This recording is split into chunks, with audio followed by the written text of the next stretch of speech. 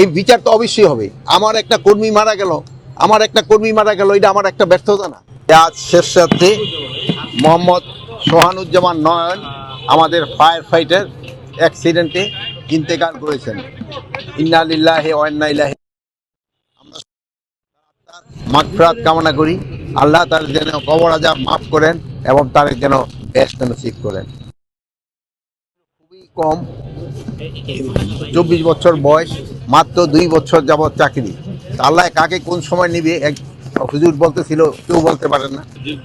আমি বলবো যে এটা ব্যর্থতাই, যেহেতু ট্রাক ওখানে চলাচল করাটা উচিত ছিল না, বাট আমরা ট্রাক চালককে ধরে ফেলছি এবং তারা আমরা আইনের আওতায় অবশ্যই নিয়ে আসবো।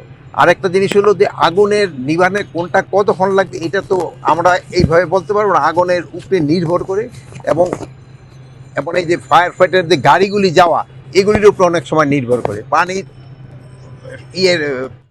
সরবরাহের উপরে নির্ভর করে, প্লাস অনেক সময় অনেক ধরনের থাকে, প্রতিবন্ধকতা থাকে, ওইগুলির উপর নির্ভর করে।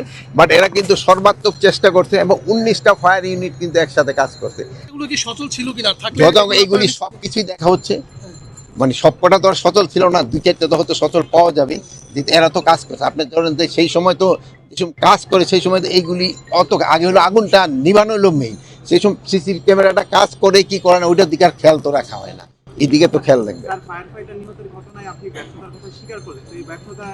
আমি এই বিচার তো অবশ্যই হবে। আমার একটা কর্মী মারা গেল, এটা আমার একটা ব্যর্থতা না? এটা আমি শোকাহত না? হয়তো এই যে ছেলেটা চলে গেল, সবচেয়ে বেশি তো ধরেন ওর মা বাবা, অনেক সময় কিন্তু মা বাবা কিন্তু সহজে তার সন্তান কিন্তু সে বলতে পারবে না। আপনারা দেশে আমরা হয়তো একসময় ভুলে দেব, কিন্তু তার সন্তান কিন্তু বলতে পারবে না। অনেকে বক্তৃতা দিয়ে অনেক কথা বলতে পারবে, কিন্তু কিছুক্ষণ পরে কিন্তু তারা ভুলে দেবে, কিন্তু মা বাবা কিন্তু বলতে পারবে না। এবং এই তার মা বাবা ওইটার জন্য আমাদের যত দেখার দরকার আমরা অবশ্যই দেখব।